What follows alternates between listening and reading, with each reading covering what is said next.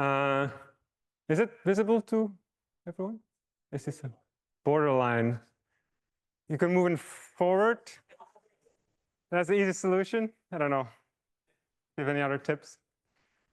All right. So hi everyone. I want to start by thanking Mike, Ashvin, and Nati for the invitation and for organizing yet another great UQM workshop. So given the broad audience, also lots of high energy people, goodness matter people, I thought Gapless topological phases might be of interest to a significant fraction, hopefully. And I'm currently actually involved in 3 ongoing works about this topic. In the interest of time, I'll focus on one with Saranesh Prembabu, who is a graduate student in Ashvin's group and who's also on the postdoc market this year, so keep his name in mind. And let's see, we're also at Ryan Torgren, we have some ongoing work also with Ashvin about, even better, 2-dimensional topological phases. It's like the Mr. Bean thing, do you remember? All right. Is that better? Okay, anyway, let's see. At least I'm comic relief, so at least something. All right, so good. Gapless topological phases. So traditionally, right, topological phases are described by TQFTs. So usually there is a non-zero energy gap above the ground state, which is usually thought to be important to protect various kinds of interesting phenomena, such as the braiding of anyons or edge modes, etc. Although over the past few years, especially the past decade, the concept of topological phases has been generalized to capture also gapless scenarios. You might wonder, why might you want to do that? One broad practical motivation perhaps is that most physical systems tend to have small energy gaps. You might want to know how stable or unstable are topological phenomena to small energy gaps. But at least personally, my motivation is on the more conceptual side of things. It's about kind of studying the interplay of topology plus criticality. Right, because I think many of us will agree that topological phase of matter are a very beautiful example of emergent phenomena, as is the fact that lattice models can have emergent scale invariants, etc. So why not study both happening at the same time? Maybe some new interesting things will come up. All right, and then the question becomes, are they, for example, are these two concepts, topology and criticality, enemies of each other? That might be the traditional point of view. If you have small energy scales, maybe edge modes will couple and hybridize and gap out, right? Although nowadays it's known, at least by a variety of examples, that that doesn't have to be the case. There's plenty of examples where they nicely coexist with each other. So that can definitely happen. And in fact, there are even examples where they're very symbiotic, where in fact certain topological phenomena you can show can only arise if the system is gapless. Okay, so there's a rich interplay to study. All right, so of course there's many different types of topological phenomena that one could study. And in today's talk, I'll focus on the simplest type, right? The simplest, even in the gap case, what would be the simplest type of topology? Basically, symmetry protected topological, or SPT in short, phases, right? So many of you might be familiar with the concept of SPT phases in the usual gap case, right? So just a quick reminder, they're essentially trivial phase of matter in the sense of you can adiabatically deform them to a product state. Okay, so they're boring in that respect. But they're interesting in the respect that as long as you enforce certain lattice symmetries, you're unable to adiabatically connect them to each other.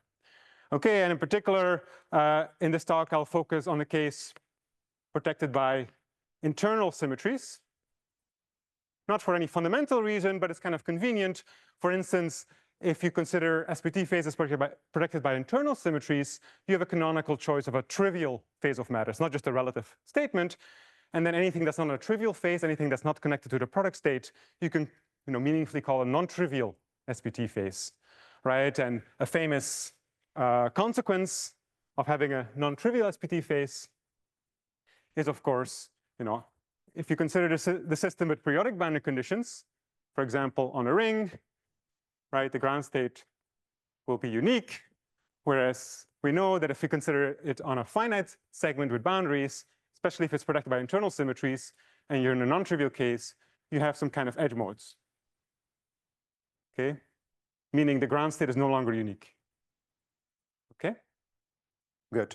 This is, of course, a one-dimensional case that extends to higher dimensions with some anomalous behavior at the edge of the system. Good. These are the usual reasons that we might care about SPTs.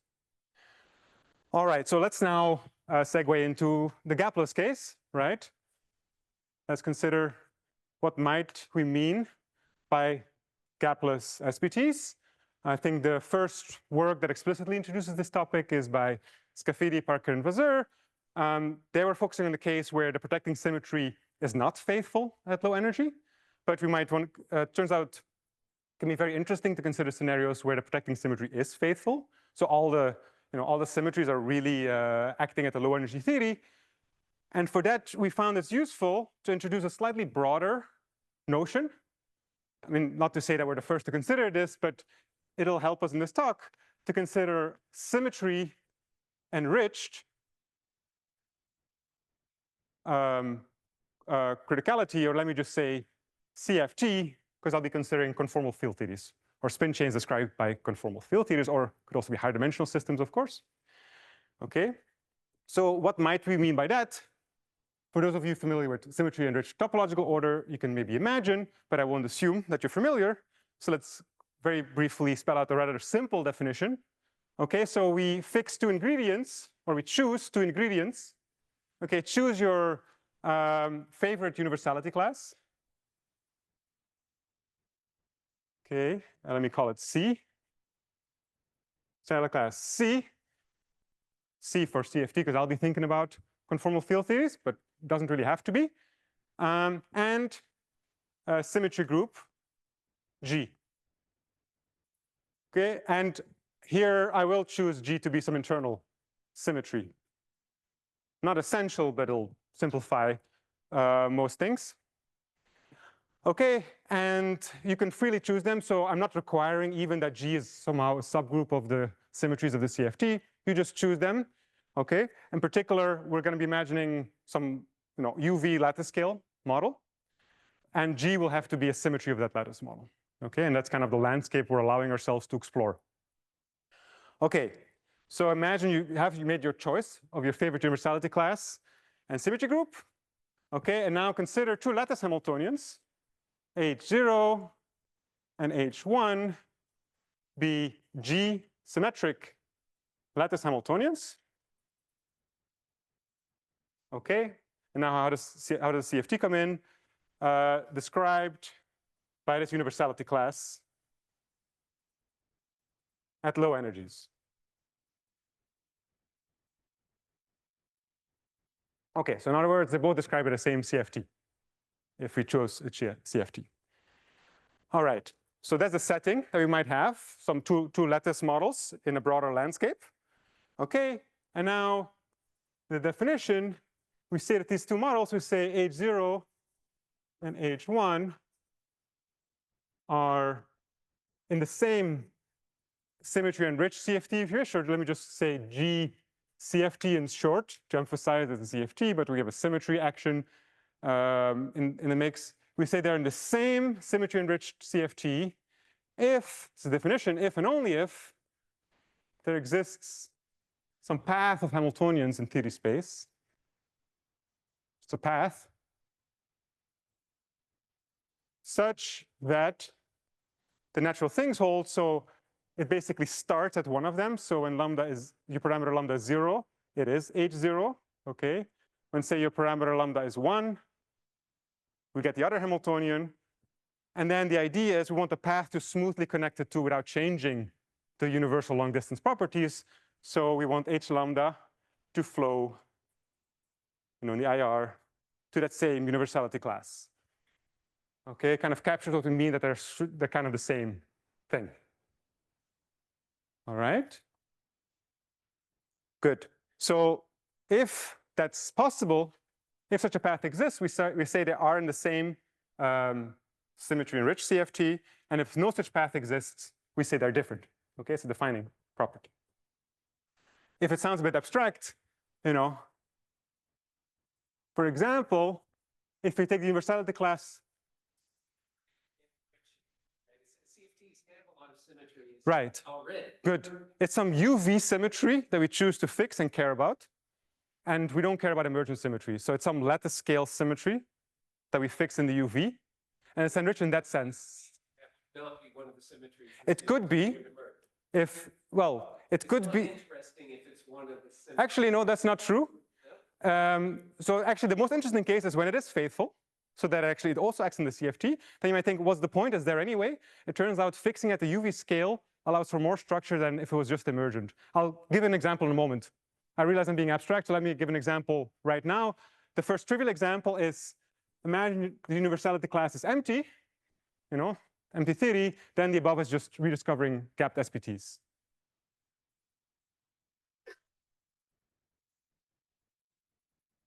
Okay. Yeah. Sure.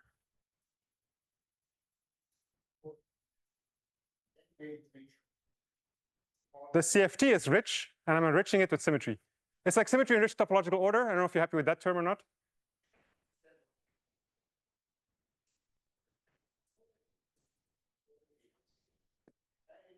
No, it is, because I can choose to ignore the lattice symmetry. The CFT is still there, but now I'm enforcing a particular symmetry at the lattice. Let me give an example, maybe, and just to make concrete in that example, we can nail down what precisely it means. Move this up.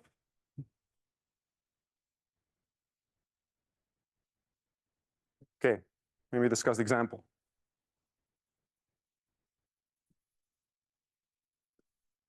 Okay, so one of the simplest things I can think of is let the universality class be the Ising CFT in 1 plus 1D. Okay, and let the symmetry G I care about to be a Z2 times Z2T.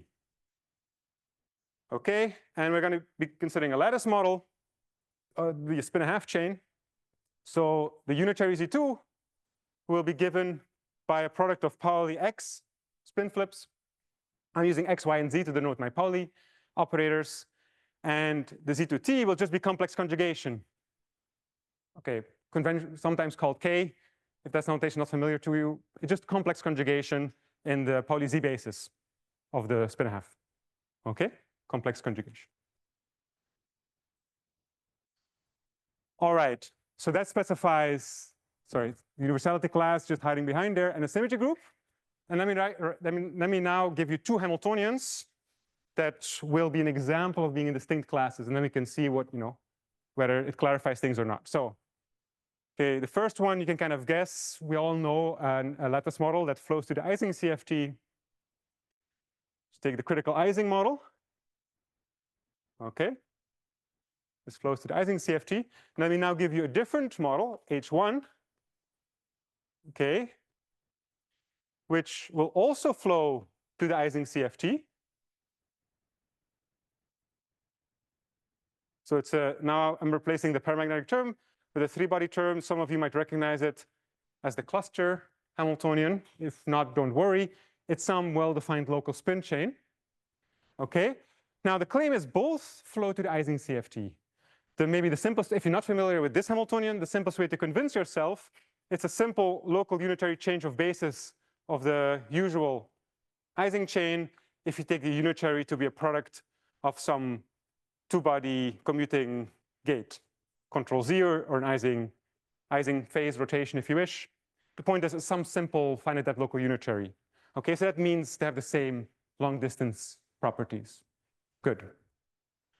So that is an example of this so far. They both describe the same Ising CFT. Let's now consider the definition. We say they would be the same GCFT if and only if there can exist a path of Hamiltonians that starts here, ends here, and is always in the Ising CFT. Now, what about enrichment?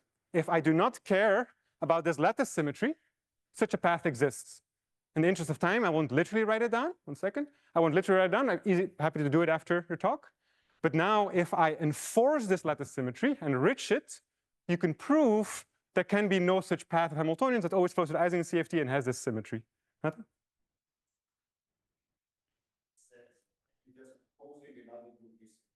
Nothing. Yeah, well then I just don't know it's a, or I just call it GCFT, that's the most compact thing. There's a symmetry G, there's a CFT.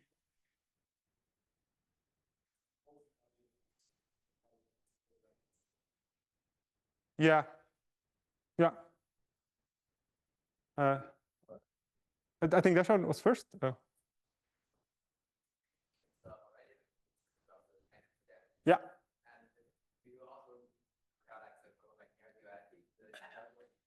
No, I don't want to enforce. Oh, good. I think you're asking about, okay, the question is, do I also need to enforce Kramers-Wanier duality? I don't. Yeah, exactly. Yeah, I don't need to have Kramers-Wanier duality. Yeah. The rule, I don't have to use all symmetries. You can choose your symmetry group. And for any choice, the question becomes, are they in the same? This, again, very similar to SPTs. I can give you a spin chain that might have many symmetries, but it's well defined to ask if I only enforce a particular group, I can ask, are two Hamiltonians in the same or distinct SPT Hamiltonian? Phase, sorry. It's very similar.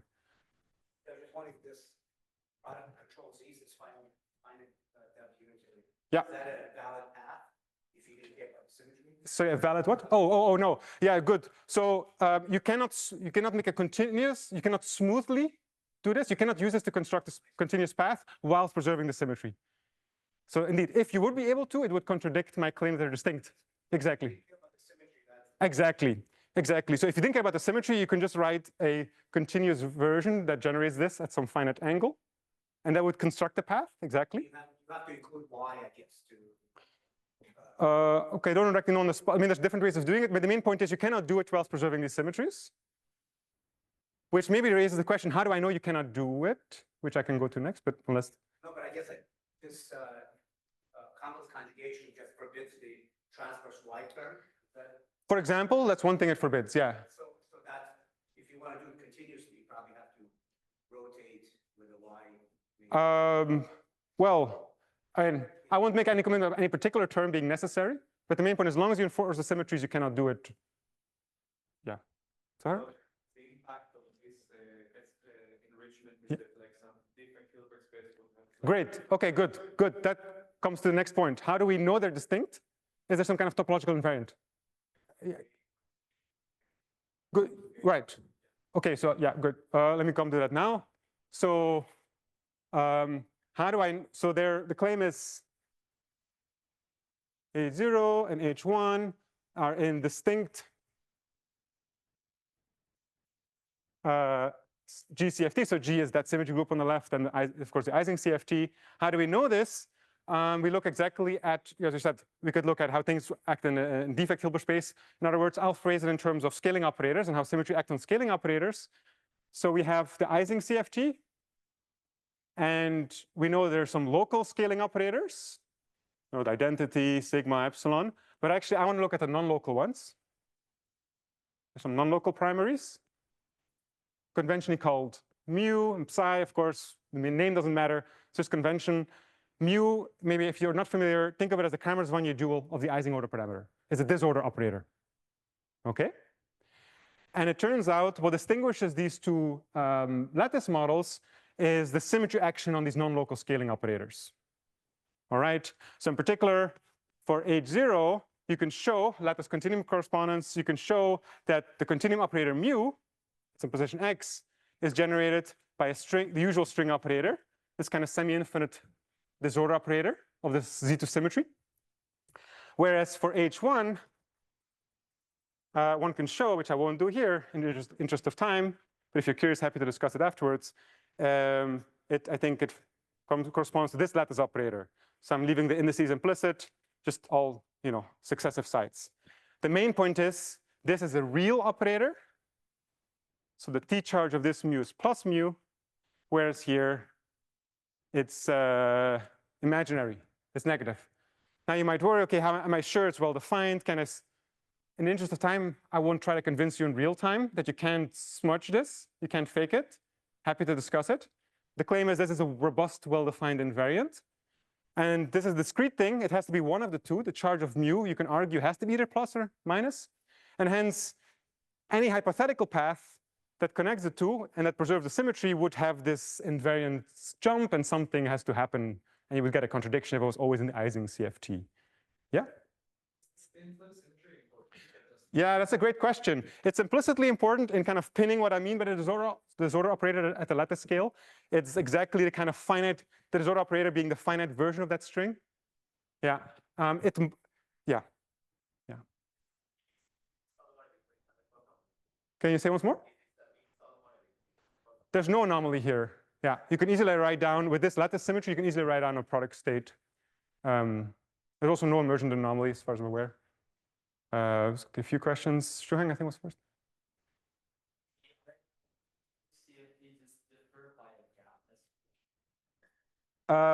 Great. Yes, exactly. So this is not an example of intrinsically gapless SPT. So indeed, you can kind of toggle the SPT by stacking a gapped SPT. But at the same time, the symmetry is faithful. So can completely couple. Yeah, that's correct. All right. How am I doing on time? Okay. Yeah. Another way to say what the difference between the two is that in one case, time reversal flows to one place of time reversal with my CFT, and in another case, it flows to time reversal stack with the Z2. Not entirely. Yeah, you can turn it in terms of twists, that a twisted Hilbert space, the Z2 twisted Hilbert space for one of the Z2 symmetries is the Z2T charge is toggled.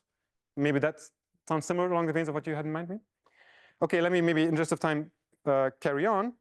So, and what it also means in practice is that if you consider phase diagrams where both of these models appear, you must have something happen along the way. So for example, one can easily round out a phase. So this is like a ternary phase diagram where we interpolate between three Hamiltonians.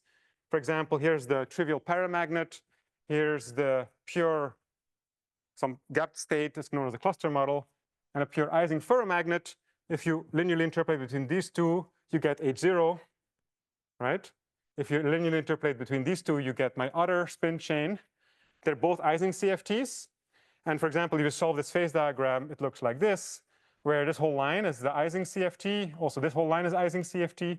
But at this point, for example, there's some compact boson, just confirming as a particular example that you cannot connect them while remaining on the Ising CFT. Just a simple physical example in case it helps. No worries if it's not helpful. Okay, so the thing I kind of want to get to here, today's talk, is how do we characterize having these non-trivial, yeah?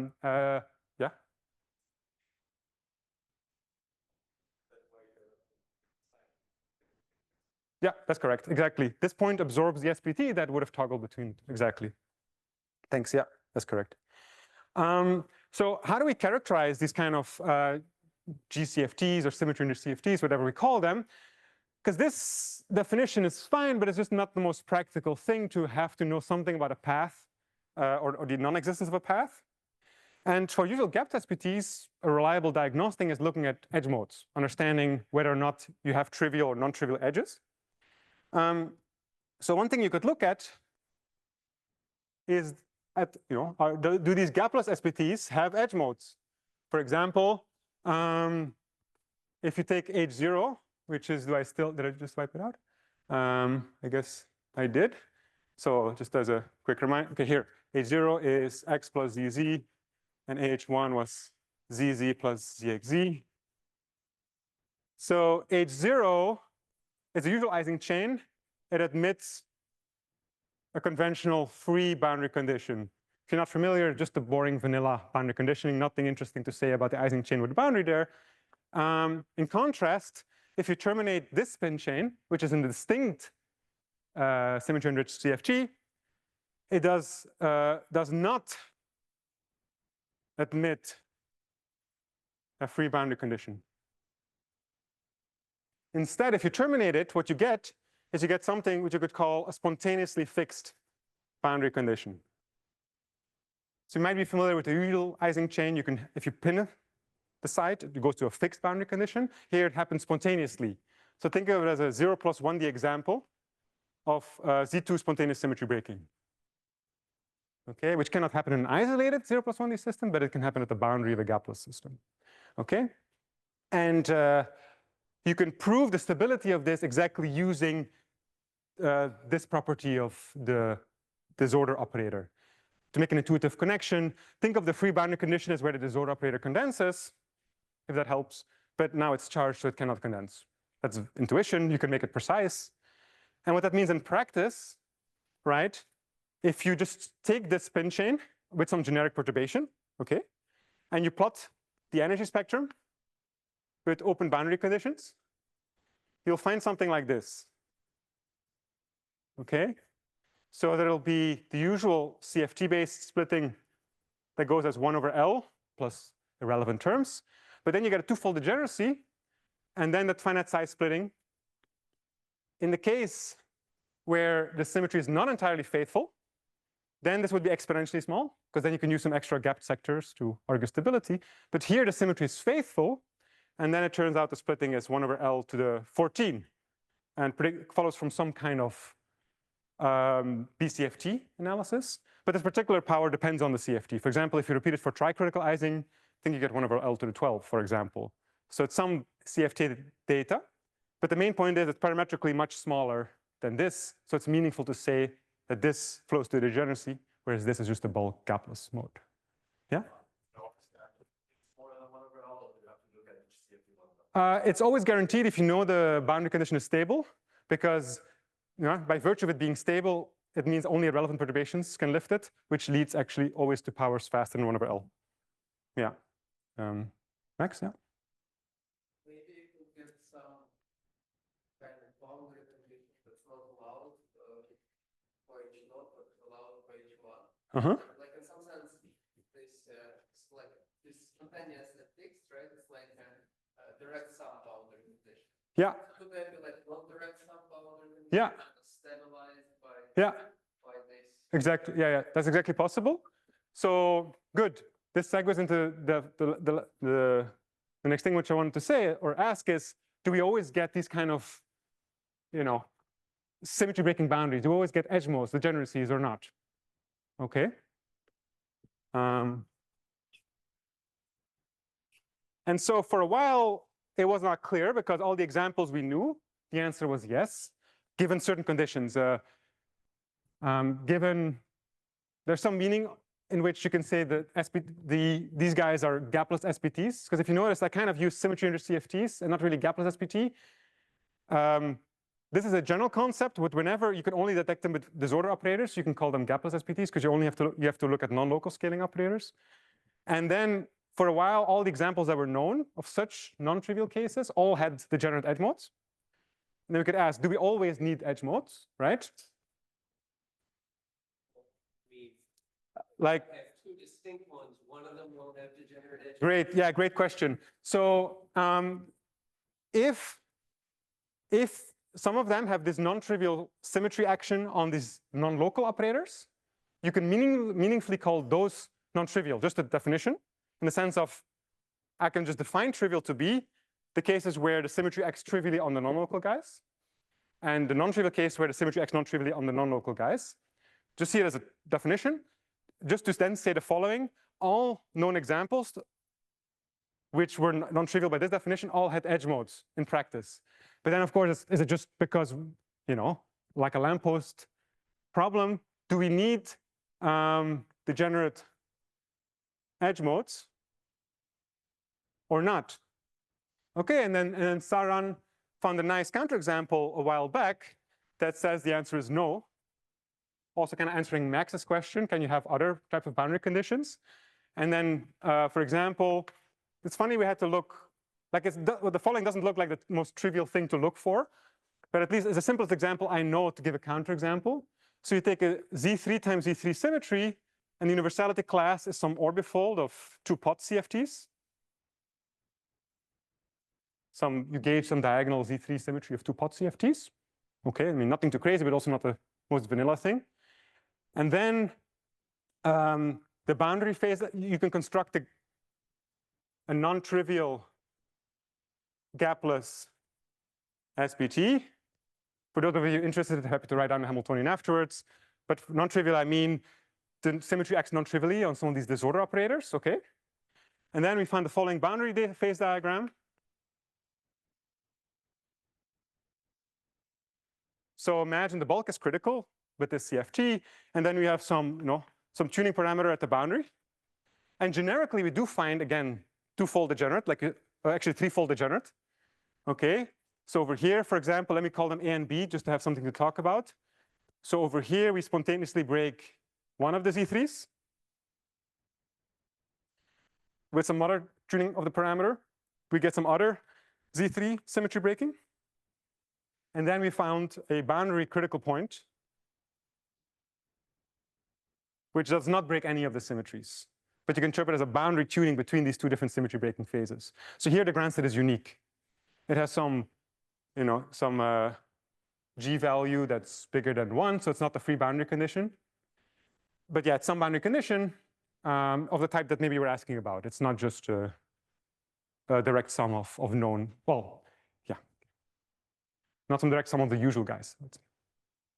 Okay, so this at least told us, okay, we don't have to try to prove the answer to be yes in general, because the answer is no in some cases. It's also a bit annoying. Like, what is there anything interesting at all about the edge behavior of these gapless SPTs? And then actually, Saran pointed out a very nice point, is that maybe a more natural thing, this is the last thing I want to mention, but also the kind of the new stuff and the ongoing stuff is kind of looking at edge modes is a bit misguided. It's too naive a generalization of edge modes of gapped SPTs. But the point is there's two natural ways of generalizing edge modes of gapped SPTs, right? And what is an edge mode of a gapped SPT? One interpretation is just the boundary of your system, okay? A different interpretation is an interface between the SPT and the trivial phase, right? Of course, I'm not kind of obvious, but they're kind of the same thing because everything is gapped. But those two statements are no longer the same for gapless systems, right? So, and it turns out the slightly more insightful thing to look at is interfaces between distinct gapless SPTs, okay?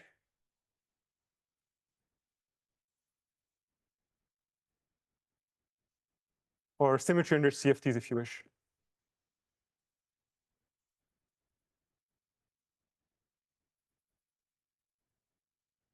Okay, so in other words, the physical setting is as a function of space. Maybe on the left side of space, you've tuned into one region of your spin chain where it maybe realizes the H0 Hamiltonian. And over here is this putative distinct symmetry-enriched CFT, like H1 or whatever lattice model you're considering. And in function of space, you have some interpolation. And now, this should, in the IR, float to some kind of defect. Or some kind, yeah. You should be able to describe it as a defect in the IR limit. Right? And the question now becomes, can you say anything in general about the nature of this defect if these two different sides are supposed to be in distinct symmetry-enriched CFTs or gapless SPTs? And it turns out the answer is yes. Maybe I'll just, this last board I'll use. I haven't been, how am I doing on time? 0? Okay. Is even negative? Okay, 0. Shall I just make the point? So let's see. So, okay, what you can basically show is that this has to flow to this defect has to be basically this defect being an invertible topological defect is equivalent to these two being in the same symmetry-enriched class.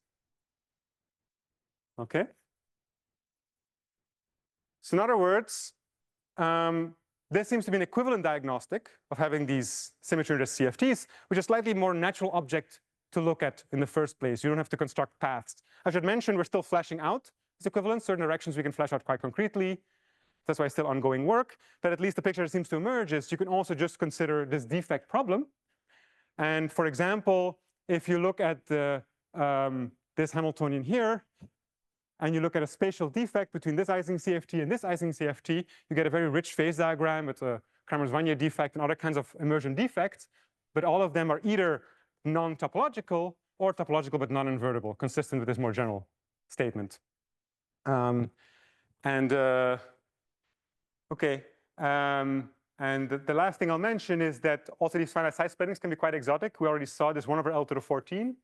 And we're trying to understand more generally why these numbers are so small sometimes. And it seems to be a bit of a difference between correlation functions in CFTs are pretty well understood. But these edge mode splittings are more about how a CFT can transmit causation. If I add a perturbation on one edge, how much will it affect the other edge? And it turns out that can be much, much, much suppressed. Even if the correlation function is some relatively mundane correlation function, these kind of causation functions can be very small. But okay, I think I'm probably over time, so thank you for your time and attention.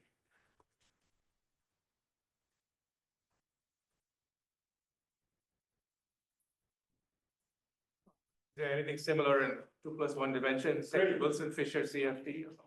Yeah, that's exactly right. All of this should apply. So the thing I would like to understand next, the simplest case in 2+1D indeed is the Ising CFT.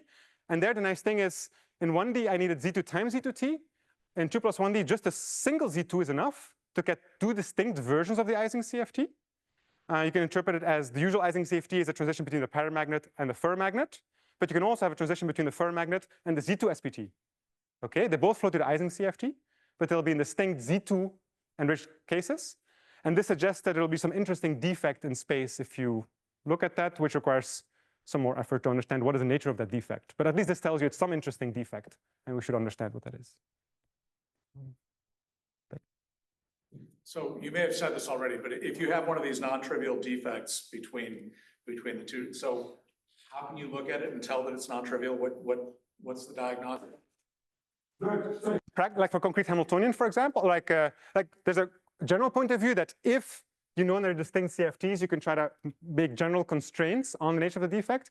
But in practice, for example, here we look at this lattice Hamiltonian and we just, okay, in this particular case, we're able to solve it by kind of a brute force exact solution of the lattice model and by kind of identifying the finite size spectrum, relating it to some partition functions that we can compare to in the literature.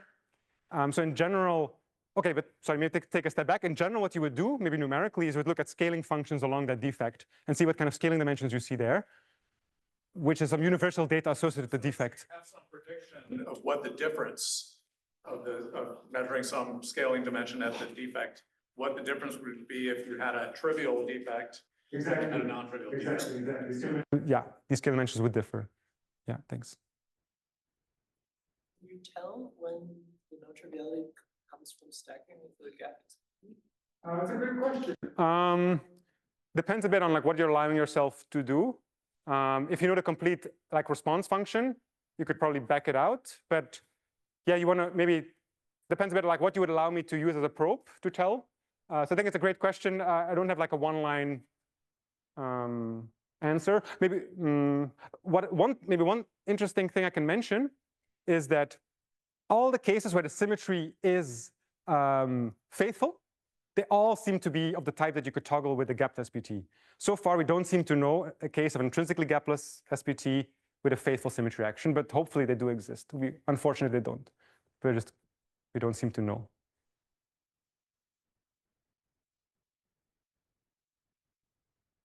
I think my question was just sort of asked and answered, but I'll just say it again. To what extent is this discussion about asking when a given CFT, if you stack it with an SPT, is the same CFT again? When it can absorb. Right, you're asking when can it absorb? Is that the question? Or rephrase this discussion in the continuum. Is it about asking when a CFT stacked with an SPT happens to be isomorphic to the same CFT again? I mean, not because by definition, I don't require these guys to be constructed in that way. It would have to be a potential theorem that any such example would be created by stacking SPTs. At least it's not part of the definition, right? So you could have from the continuum of a gapless SPT. So one definition is this path, but maybe one potential equivalent definition is this. You could say two guys are distinct GCFTs if they do not admit a invertible topological defect between them. I don't know if that. Yes, thank you. Thank you. It's whether the two definitions are the same. Yeah. Not which one is better. Yeah, no, that's ongoing research. Our suspicion is that they are equivalent, given some qualifiers I didn't put in, like internal symmetries. I don't want to allow for marginal flow of my CF, like modulo some things. We think it's the same. In certain directions, we're able to prove given slightly stronger conditions. So it's kind of an ongoing But at least I don't see a counterexample to the statement. But To chat more about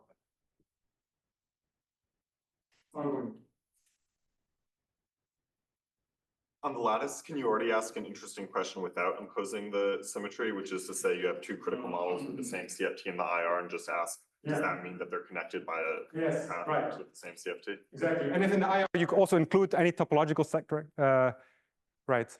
Like to not have like trivial like a decoupled TQFT sector floating around. So indeed, if we've taken account all that data, I would believe that's true. And exactly trying to make that precise is what we're trying to think through, and it would be great to chat more like. But naively, there could be two different lattice models with the same CFT and the IR that are not connected. Yeah, naively, I'm not aware of any example, and I don't think they exist. But again, it'd be great to know. All of discussion, we can continue that. Thank you.